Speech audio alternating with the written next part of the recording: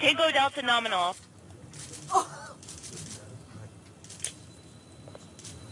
Yep. Eagle com configured to stable. To the moon. Good.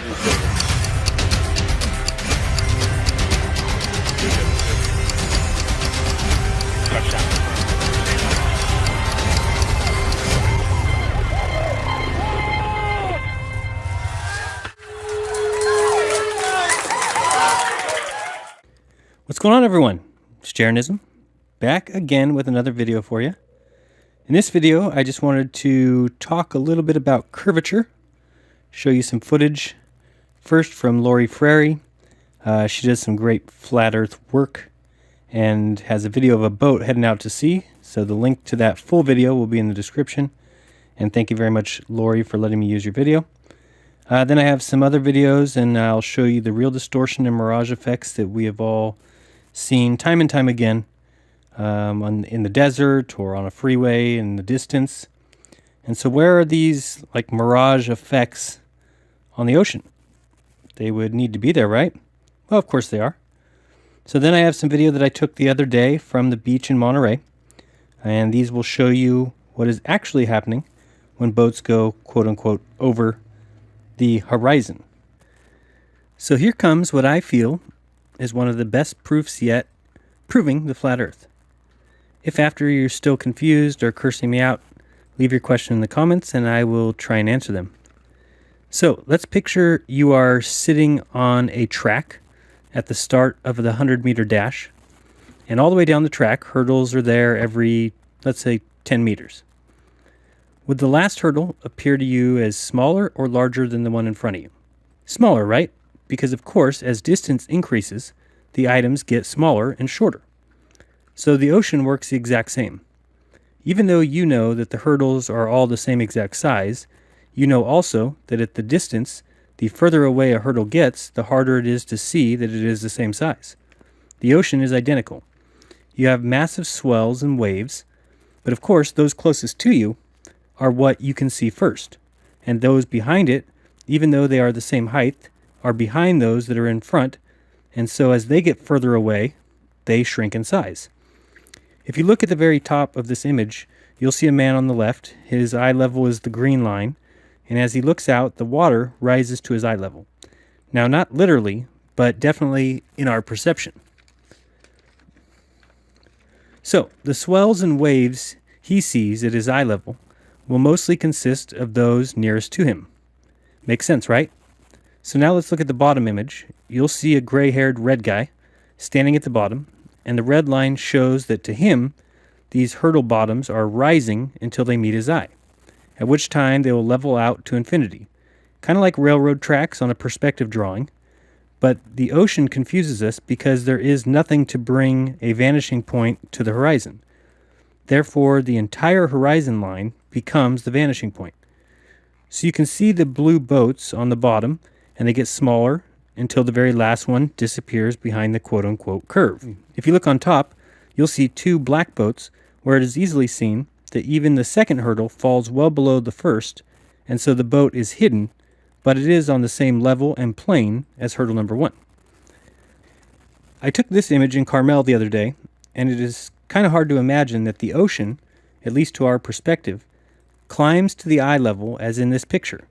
But in reality, all of that water is actually below my feet. So this single fact kind of proves flat earth, because if we were on a ball, there would be no need for anything ever to rise to our eye level. The plane is infinite. It has no end. So the flat eye level horizon proves number 1, that you aren't on a ball, and number 2, that there's no curvature on Earth. This next image is shown from above the sea level, but not from your feet, obviously. But notice the swells, which I drew in black, are larger, closer to me. You'll see in my video from Monterey where swells are actually blocking the boats as they travel off in the distance. So please let me know if you have any questions, because there is no doubt that we should now understand what is happening out at sea. Some of you just want to fight it. You want to deny your own eyes and the clear truth that point to the deception that has been basically placed on us and continued for hundreds of years. Believe me, it makes sense that long ago people thought the Earth was a ball. They, 1, saw boats go over the edge in all 4 directions. 2, they saw stars change as they went from north to south. So any of us would have come to that same conclusion. But now we have tools that allow us to see the truth.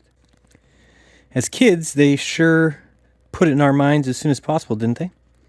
Columbus, globe, spinning, space, sun, sphere. Indoctrination is the way they run this world. It's the way that they keep their lie going.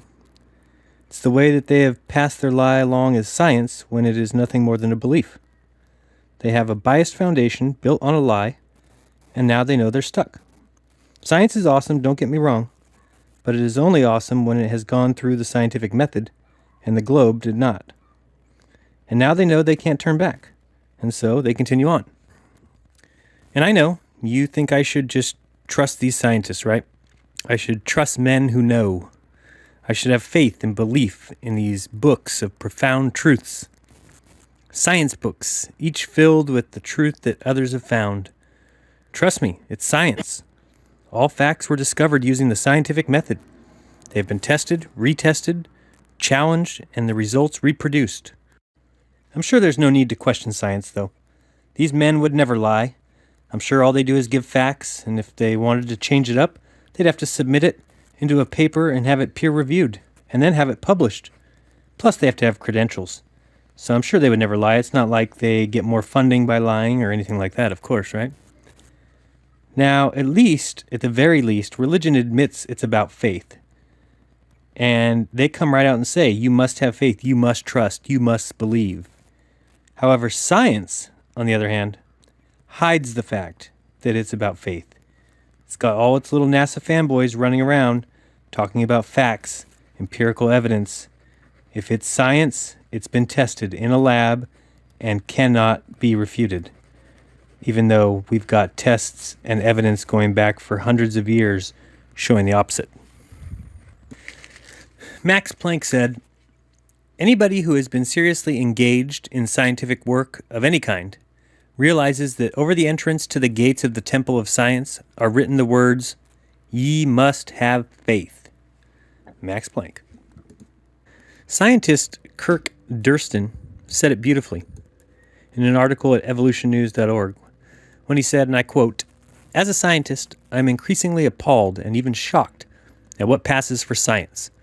It has become a mix of good science, bad science, creative storytelling, science fiction, scientism, which is atheism dressed up as science, citation bias, huge media announcements followed by quiet retractions, massaging the data, exaggerating for funding purposes, and outright fraud, all rolled up together. In some disciplines, the problem has become so rampant that the good science part is drowning in a mess of everything else." End quote. So, now to some video. But first, Intellectual Scientific Thoughts by Jarvis. Aristophanes is the man. What a freaking genius. You know he figured out the circumference of the ball Earth 2,300 years ago? Wow. And that's why us science lovers talk about him in such a positive light.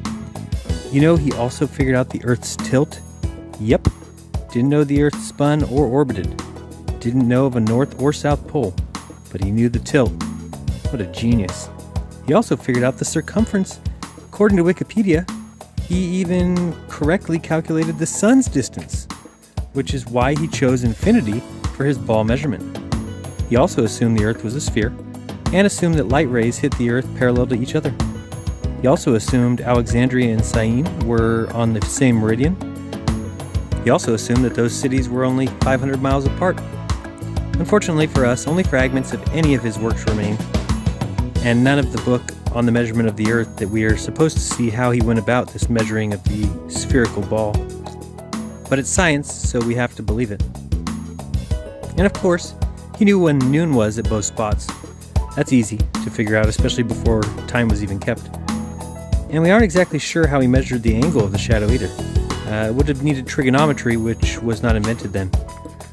But all in all, this man was genius. He made crazy guesses with no backing. He got the right answers, and had all his writings destroyed in a fire. So none of it is provable at all. What an awesome true story of our hero, my hero, Aristophanes. All right, let's take a look at some film now. First thing is pay attention to this white box up here in the upper left, circled in blue. And also you'll see the choppy water that I circled in blue on the right. And we'll just kind of watch that as this tanker starts to head off. You'll notice that the waves certainly look choppy and quite high. So imagine if you were zoomed in that far, how high would those waves have to be that choppy out there, which we just know isn't true. Thank you, Lori Ferrari, for letting me use this video. I believe she filmed it off the coast of Florida. And she stayed with it a good 25 minutes, and in the description will be the link to the full video. So I'll be pointing out some things as we go along so that we can start to see exactly what's happening. Now, if you look in the background, you can probably see some buildings back there. That is not a mirage, and we'll get into that in a little bit. But a mirage would be distorted. It would have a haze effect or a watery look. And it's also not any kind of superior mirage in which things are lifted up above the water. Those buildings are just the outlines of the buildings that are actually there. So if you start looking underneath the red section of the tanker, you'll see a little white sliver showing up. And if you notice, that is just the reflection from the part of the boat, the bridge, above it. So if it's reflecting, what would it be reflecting on? It appears to be reflecting on air, doesn't it? But we know that's not what's happening. It's actually reflecting off the water, which has taken the exact color of the sky.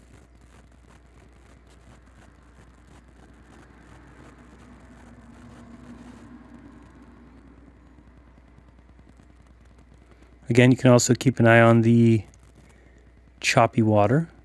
You'll see she zooms out and you can almost lose it right there. I can't see it. It appears to be gone, and this is what the ancients saw. They thought the boat went over the curvature or the horizon. But we zoom back in and there it is. Now you'll notice that little white section is even more pronounced than before. The reflection is getting larger. You also see these high point waves, and you also see that band area that they call the mirage zone or the mirage band. And now you can really start to see that that boat looks like it's floating on air, but actually that is water out there that is being miraged by the sun. Same kind of mirage you see at the end of a long freeway or in the desert. That's the same thing you see there. But of course they wouldn't tell you that. So we'll zoom out again and watch that boat. Looks like it almost goes over the horizon there. And we'll zoom back in. And we can see it just scooting along on what looks like invisible air. So if you notice here in the two boxes, right and left, that the wave chops are, which would be 5 to 10 feet high. We know the waves aren't that big. Then you'll also see the black line separating where the water actually is versus where it appears to us to be.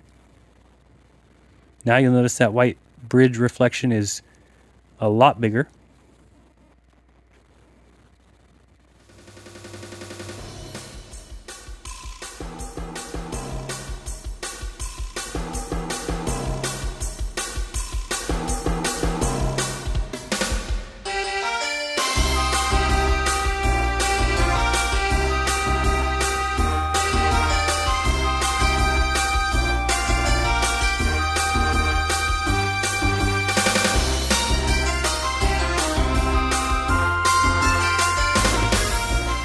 Alright, back to our little tanker.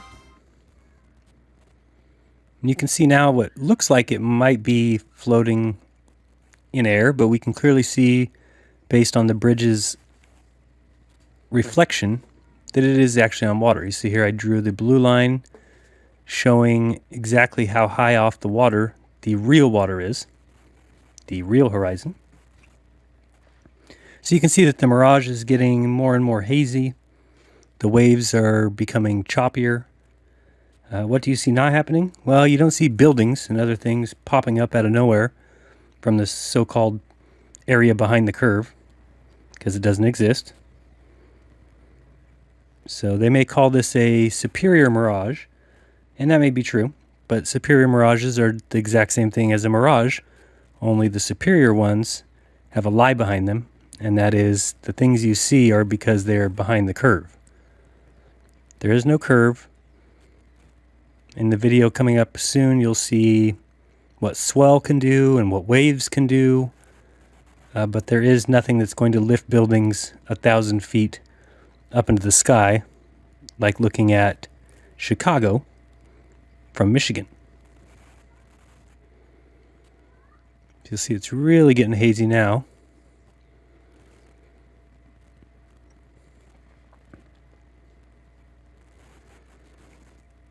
You can see here we almost have a complete reflection of the bridge. And you can just tell out there looking at the waves how choppy they are.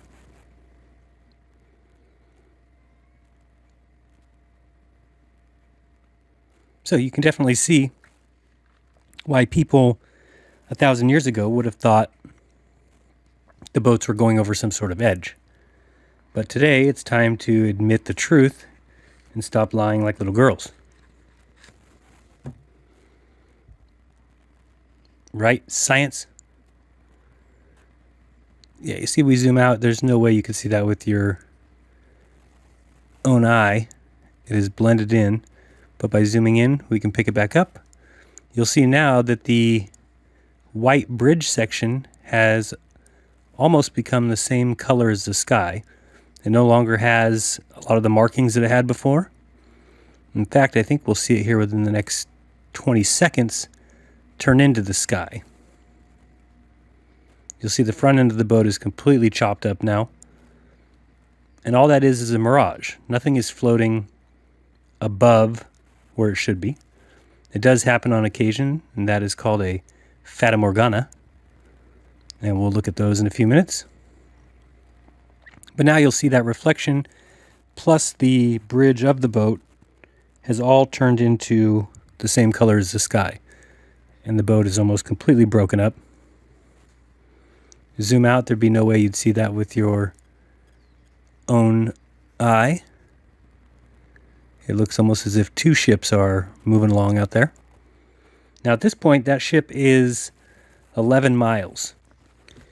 And so if we take our equation of 8 times the distance squared, we would say 11 times 11, and then times 8, then divide that by 12, and we would get 80.66.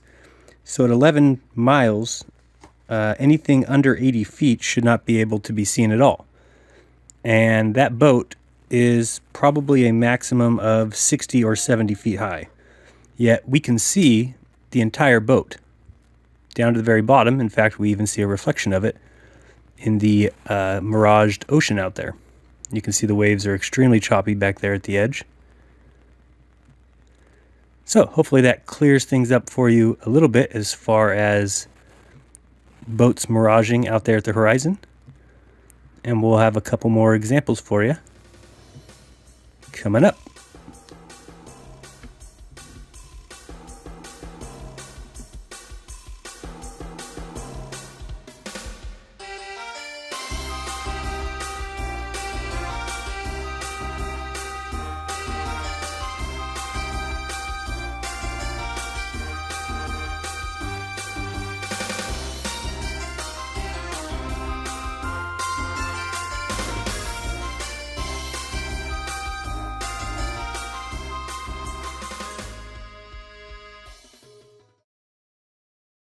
And it's gone. So now we will talk about mirages. So you can see this mirage. I'm sure you've seen it before. You can see how far it extends, so you can at times expect the same thing from the ocean. For instance, here, and for instance in the desert here, those are actual mirages. They're not superior mirages or inferior, because that's where the item actually is. Nothing is raising it up, despite what newscasters tell you.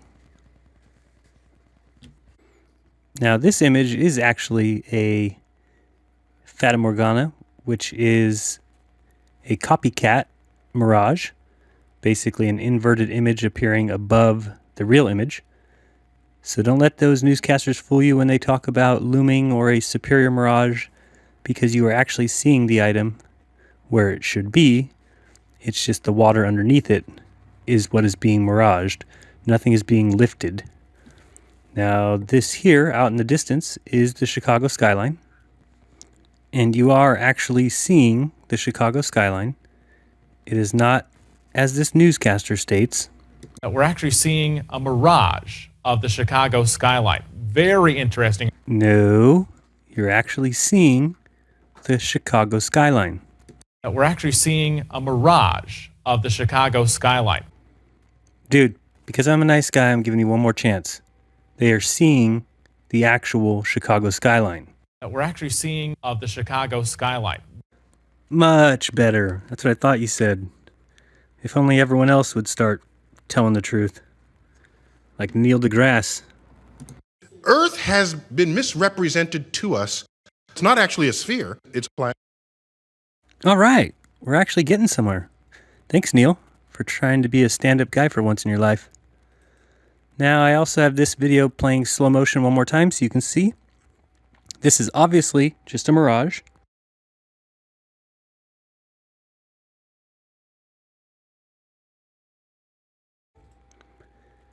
You can see that the boat is distorted and the waves are very choppy and all broken up. So we'll zoom out. And it's gone.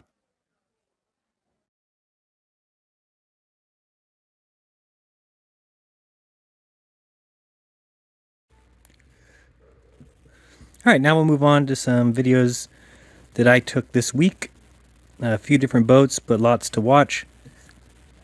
Hopefully you can see out there that there is a ton of swells, and even those can send the boat what looks like down the hill, as well as waves, and it just wasn't a real calm day on the ocean, and you can see the results of that. And remember that the colder water weighs more, so the further you get from the shore, the colder the water will get, and then it's the most stagnant. And an upwelling or a downwelling occurs when water is churned and then the top layer is displaced, which actually means, because it's the cold water that's more condensed, that there is less water there, which can also give a rise to a boat looking like it is beyond a curve. And of course they've got a name for everything, like the Fata Morgana. This one is called a no curva por nada. So, I'll just touch real quick on the different types of mirages so we all are on the same page. The first type of mirage, obviously, is just a regular mirage, which is caused by refraction. It's completely regular. You see it on the freeways, you see it in the desert, and now you know that you see it also on the ocean. It's just a little harder to see when the ocean plays back or reflects the sky, which is right behind it as well. So it's hard to tell that that's what's going on. The second one is a Fata Morgana. It can appear as a ghost image. It's usually upside down, and it's always very distorted, hazy, and wavy. And the third one, the one they want to sell us on, is a superior mirage, which I don't even think happens. That is one where it pushes the item up above where it's supposed to be. I think they just tell us that because they have to make up an excuse for why we see something that we shouldn't see because it's too far away. So I say and vote that we change the superior mirage to a no curva por nada or a no globa fulla cagada. One or the other. You can take your choice and start using that one instead, because a superior mirage is superior bullshit.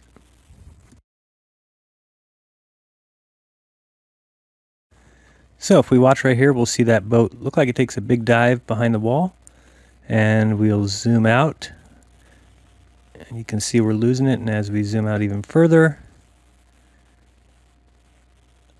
and zoom out all the way. Now we'll go back out and see if we can find it. And there it is, but you can see that there's even water behind it. And that's what we're talking about, that is being miraged. So it's a little hard to see. But what we do know is that there is no curvature.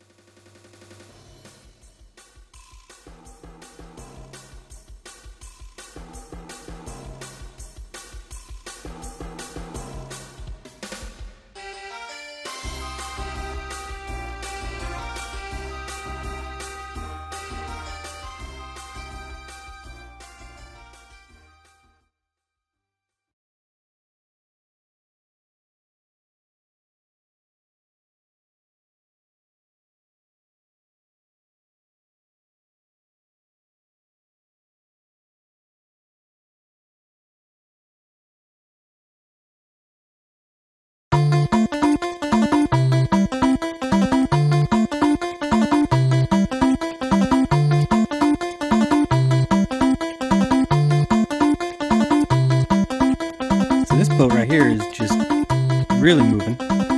In a hurry, I guess, to get off the ball.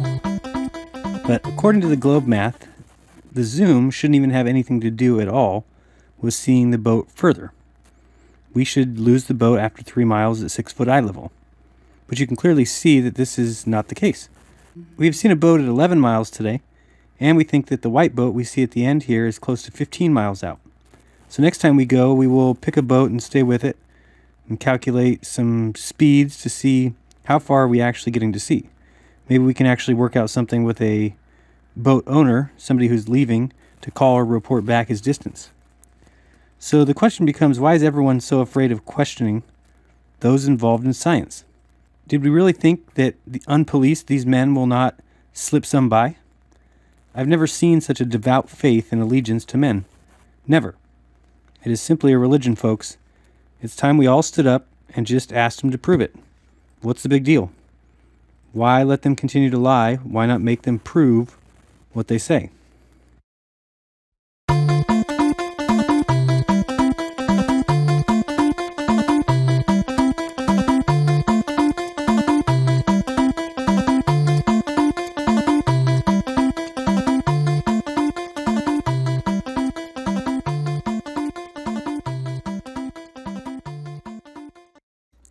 So, moral of the story is, there is no curvature.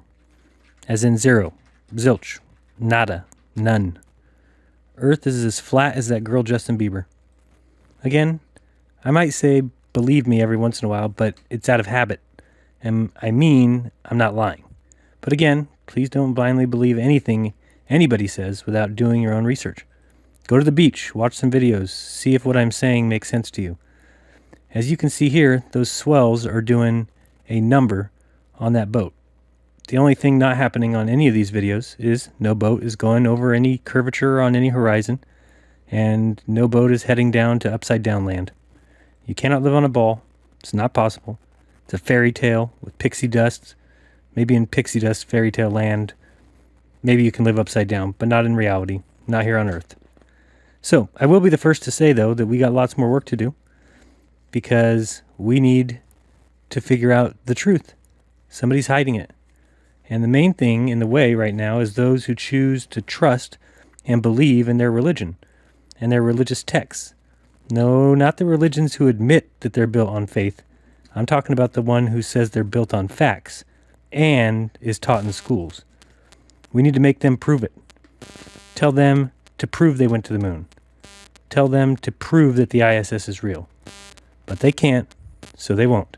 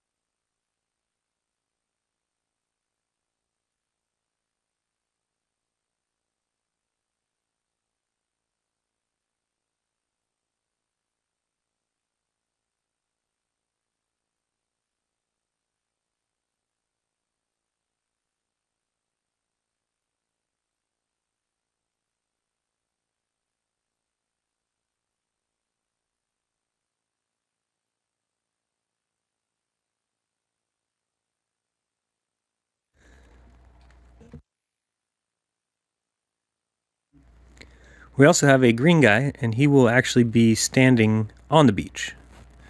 So we'll go ahead and draw that first line of water here.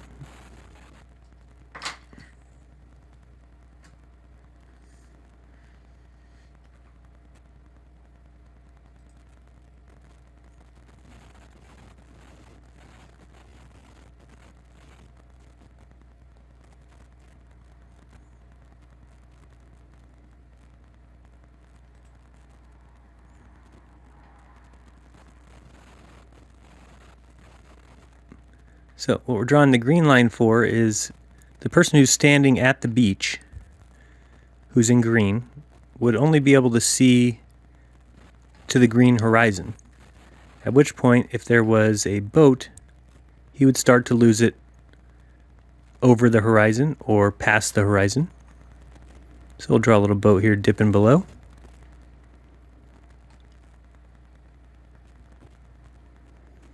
Now, as we get higher, each person, as we go up the little ladder here of buildings, would be able to see a little further than the next. So the yellow person would actually still see the boat that went over for the green person. Now you see we've got the yellow line. So that is where the yellow man would start to lose his boat.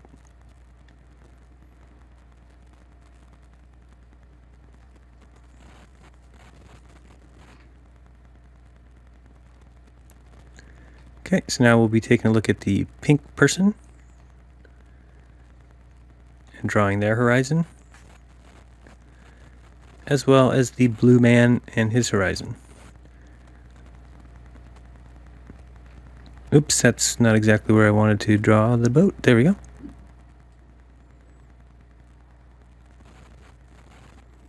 I know, I should have been Rembrandt. I know this.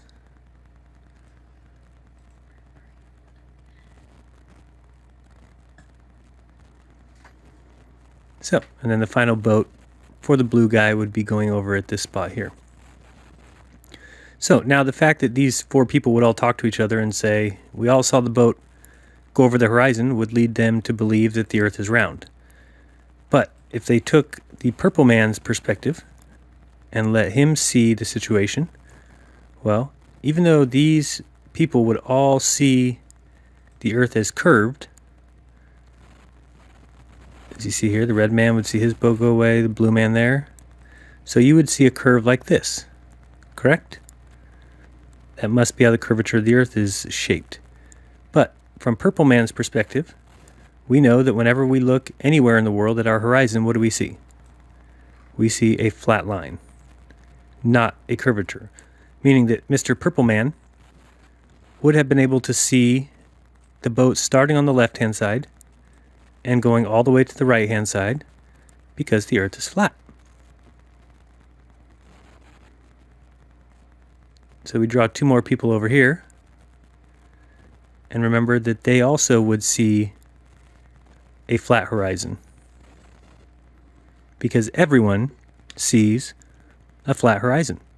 For as far as you can see to your right or left, it is always flat with no curvature. So to give an example here, this is just showing you real quick from the purple man's perspective. What the hell was that? From the purple man's perspective, he would see both the boat on the right and the left, and his horizon would be completely straight. So if he sees it as straight, he would be able to talk to the other people and tell them, you did not see the boat going over any curvature. You lost it because it was too distant for your eyesight. Your perspective didn't allow you to see the boat for very long. So that's the third perspective. Just another proof that the Earth is, in fact, not a globe. So check out Globebusters Monday and Tuesday, 6 to 8:30. And Jeranism Raw on truthfrequencyradio.com. That's on Mondays at 9 p.m. All those times are Pacific Standard Time. So thank you for watching, everyone. As always, I appreciate it. Thank you, Bob and Cammie, Jonathan, Philip, Dr. Franklin, Austin, and Tommy King. You guys rock. I'd like to remind you all to be nice to each other, don't lie to each other, And do not trust me. Do your own research. Open your mind. There's truth inside. Till next time, this has been Jaronism. Peace.